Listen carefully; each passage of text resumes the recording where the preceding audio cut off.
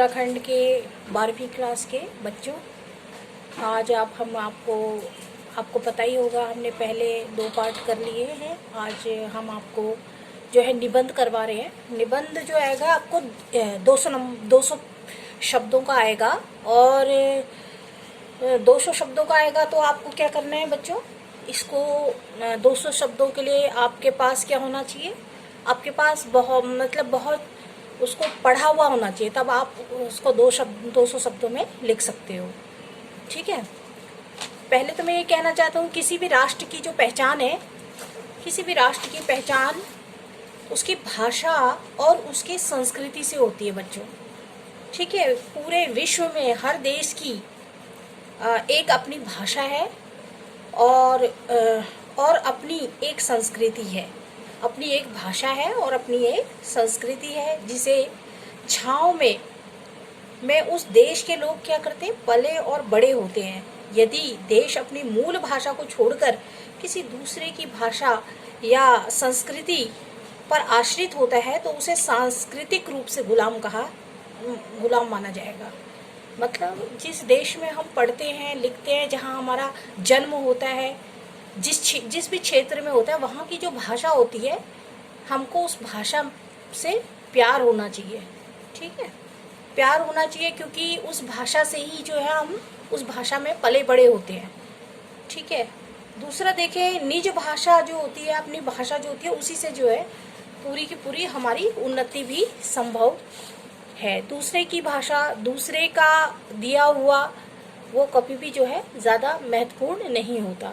प्रस्तावना देखो, हिंदी का वर्तमान और भविष्य, हिंदी का वर्तमान और भविष्य भी आ सकता है।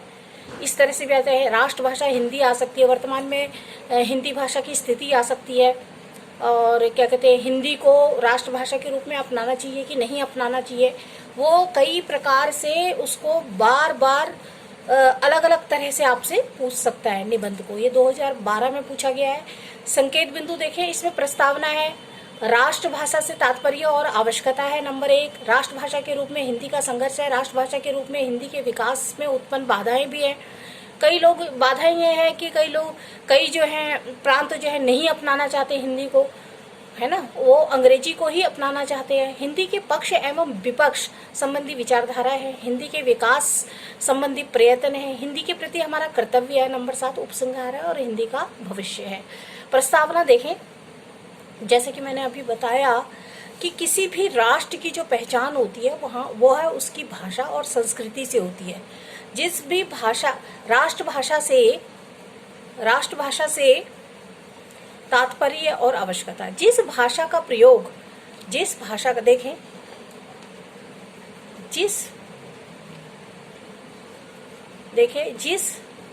जिस भाषा का प्रयोग राष्ट्र के सभी नागरिक करते हैं और सभी सरकारी कार्य उसी में किए जाते हैं, ऐसी व्यापक भाषा को ही क्या कहा जाता है बच्चों, राष्ट्रभाषा कहा जाता है। अर्थात राष्ट्रभाषा से तात्पर्य किसी राष्ट्र की जनता की भाषा से है।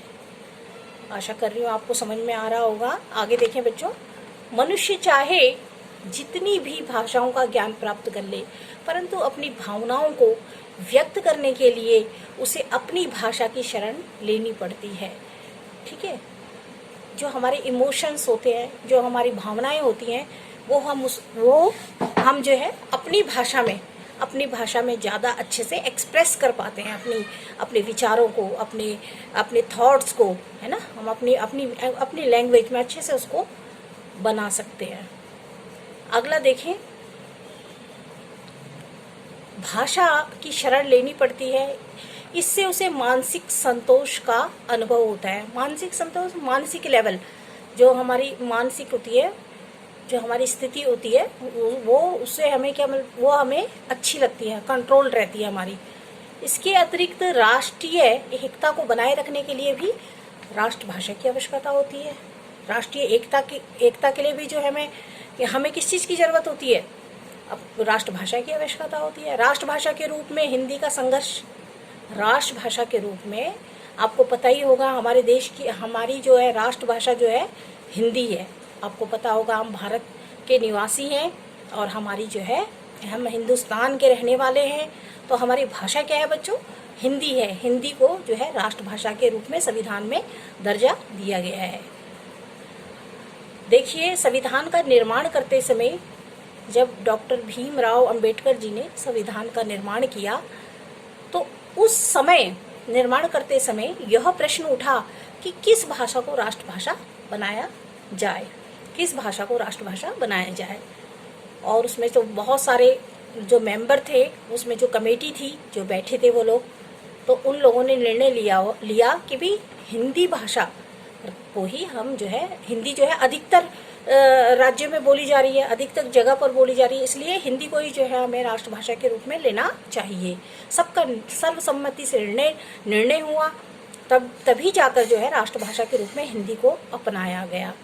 चाहे पंडित जवाहरलाल नेहरू ने अपनाया, चाहे गांधी जी ने, और क्या कहते हैं, जो भी हमारे स्वतंत्रता सेनानी थे, उन्होंने जो है इसी का समर्थन किया, हिंदी का ही समर्थन किया।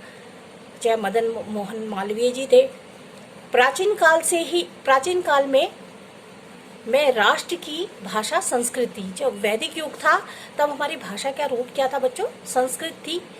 संस्कृत देव भाषा के रूप में भी इसको जो है जाना जाता है। धीरे धीरे अन्य प्रांतीय भाषाओं की उन्नति हुई और संस्कृत ने अपनी पूर्व स्थिति को खो दिया।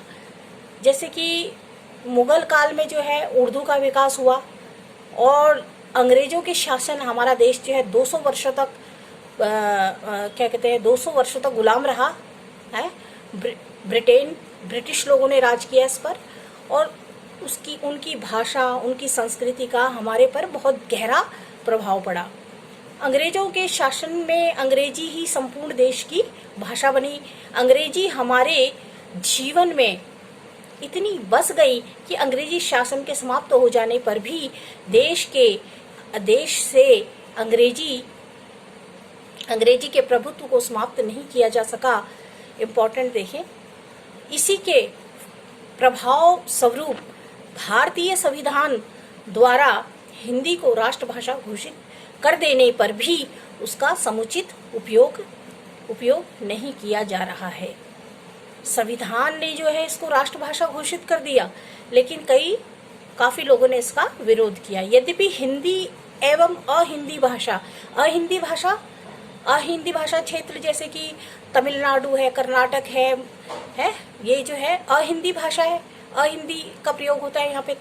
तमिल में तमिल बोली जाती है। कर्नाटक में जो है कर्नाटक में कन्नड़ बोली जाती है। मलयालम बोली जाती है, तेलुगु बोली जाती है। ठीक है, आंध्र प्रदेश में जो है तेलुगु और हैदराबादी आगे लैंग्वेज का प्रयोग किया जाता है। तो ये अहिंदी भाषा के जो क्षेत्र थे, इन्होंने जो है हिंदी को स्वीकार नहीं किया। अनेक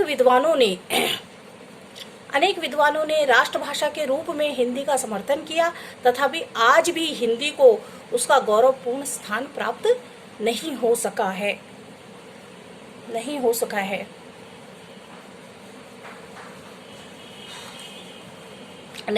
है। आगे देखें बच्चों, आगे देखें राष्ट्रभाषा के रूप में हिंदी के विकास, आपको बच्चों ये कॉपी में लिखना है और इसको बार बार पढ़ना भी है। राष्ट्रभाषा के रूप में हिंदी के विकास में उत्पन्न बाधाएं। मैंने आपको बताया, हिंदी को कई क्षेत्रों ने अपनाया, कई लोगों ने इसका विरोध किया, लेकिन संविधान में जो है राष्ट्रभाषा के रूप में हिंदी को जो है दर्जा प्राप्त हो गया। लेकिन इसके विकास में बहुत सारी बाधाएं आई। क्या क्या बाधाएं आई देखिए। स्वतंत्र भारत के संविधान में हिंदी को ही राष्ट्रभाषा के रूप में स्वीकार किया गया। हिंदी को ही जो है, काफी लोगों ने जो है हिंदी को ही बोला कि राष्ट्रभाषा के रूप में स्वीकार किया जाए, परंतु आज भी देश के अनेक प्रांतों में इसे राष्ट्रभाषा के रूप में स्वीकार नहीं किया गया है। ठीक है, जैसे कि आपको पता होगा अंग्रेजी की जो लिपि है वो रोमन लिपि है। ठीक है, तो ऐसे ही हिंदी की लिपि क्या है बच्चों? हिंदी की देवनागरी है। तो हिंदी की जो देवनागरी लिपि है वो कैसी है? वो हिंदी की संसार की सबसे अधिक सरल और मधुर एवं वैज्ञानिक भाषा है। ये प्रमाणित हो चुका है, वैज्ञानिक भाषा है हिंदी। हम जैसा बोलते हैं हम जैसा बोलते हैं उसको वैसा ही लिखते हैं। जैसे इंग्लिश में क्या है बच्चों, इंग्लिश में आप जब PUT पुट होता है तो भाई BUT बुट होना चाहिए बोलने में, लेकिन BUT बट होता है। लेकिन हिंदी में जो बोला जाता है, हिंदी में जिस शब्द का उच्चारण जैसे किया जाता है उसी रूप में उसको लिखा भी जाता है। ठीक है, जैसे पिता, पिता जैसे प की ध्वनि आ रही है पिता, वैसे ही माता म की ध्वनि आ रही है। अतः जैसा बोला जाएगा उसी रूप में लिखा जाएगा। अतः यह कहना बड़ा ही उचित है कि हिंदी जो है सरल भी है, मधुर भी है, और ये वैज्ञानिक भाषा जो है, वैज्ञानिक भाषा के रूप में इसको सिद्ध भी किया जा चुका है। फिर भी कई लोग जो है हिंदी का विरोध कर रहे हैं, कई प्रांत हिंदी का विरोध कर रहे हैं। हिंदी की प्रगति और उनके विकास की भावना का स्वतंत्र भारत में अभाव भी है। उसकी भावना का जो है स्वतंत्र मतलब की भावना का अभाव भी है। राष्ट्रभाषा के रूप में हिंदी की प्रगति के लिए केवल सरकारी प्रयास ही पर्याप्त नहीं होंगे, वरन इसके लिए जन सामान्य का सहयोग भी आवश्यक है। यानी हमें भी अपनी तरफ से भी पूर्ण प्रयास करना पड़ेगा अपनी भाषा को आगे विकसित करने के लिए। तो आपको ये पहला इम्पोर्टेंट है इसमें, हिंदी संसार की सबसे अधिक सरल एवं मधुर एवं वैज्ञानिक भाषा है, और ये जो है प्रमाणित भी हो चुका है। हम जैसा बोलते हैं वैसा ही लिखते हैं। ये आपने उसमें लिखना निबंध में। हम जैसे कि रोमन लिपि में क्या है, अंग्रेजी में क्या है, जैसा बोलते हैं वैसा लिखते नहीं है। ठीक है, जैसे मैंने आपको एग्जाम्पल भी दिया। लेकिन हिंदी में जो बोलेंगे उसी को ही लिखेंगे। हिंदी के पक्ष एवं विपक्ष संबंधी विचारधारा, देखिए हिंदी भारत के विस्तृत क्षेत्र में बोली जाने वाली भाषा है। अधिकांश क्षेत्र में जो है हिंदी बोली जाती है, जिसे हिंदी के लगभग 35 करोड़ व्यक्ति बोलते हैं। हिंदी अपने आप में बहुत ही विस्तृत भाषा, पश्चिमी हिंदी है ना, पश्चिमी हिंदी है, राजस्थानी हिंदी है, कुमाऊं हिंदी है, गढ़वाली है। तो ये बहुत सारे क्षेत्रों में बटी हुई है ना, बिहार भोजपुरी है। ये सब जो है हिंदी के ही रूप है। यह सरल एवं सुबोध है, और इसकी लिपि भी ये इतनी बोधगम्य है कि थोड़े से अभ्यास से समझ में आ जाती है। फिर भी एक वर्ग ऐसा है जो हिंदी को राष्ट्रभाषा के रूप में स्वीकार नहीं करता है। इनमें अधिकांशतः वे व्यक्ति हैं जो अंग्रेजी के अंधभक्त हैं या प्रांतीयता के समर्थक हैं। ठीक है, प्रांतीयता के समर्थक, उनका कहना है कि हिंदी उत्तर भारत तक ही सीमित है, उत्तर भारत तक ही सीमित है।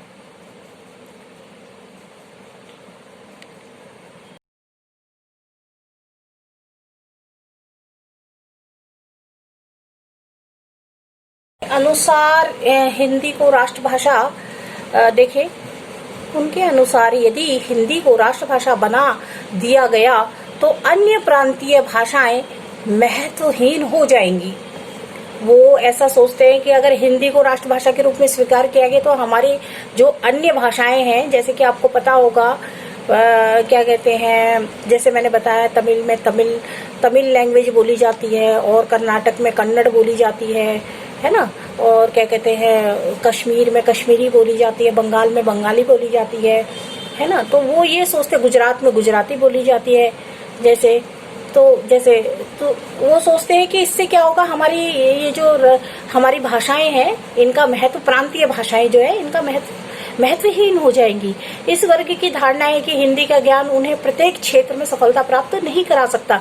ये उनकी जो है सोच जो है बहुत ही छोटी सोच है। वो ऐसा सोचते हैं कि अगर हिंदी से हम पढ़ेंगे तो हिंदी से हमें जो है सफलता नहीं मिलेगी, जबकि ये सोच क्या है, उनकी झूठी सोच है, ऐसा संभव नहीं है। जापान जो है एक ऐसा देश है जो अपनी ही भाषा में पढ़ाई लिखाई एजुकेशन सब चीज अपनी ही भाषा में, और वो काफी उन्नति उसने की है। जबकि उनके अनुसार यदि हिंदी को राष्ट्रभाषा बना दिया गया तो अन्य प्रांतीय भाषाएं महत्वहीन हो जाएंगी। इस वर्ग की धारणा है कि हिंदी का ज्ञान उन्हें प्रत्येक क्षेत्र में सफलता नहीं करा सकता। इस दृष्टि से इनका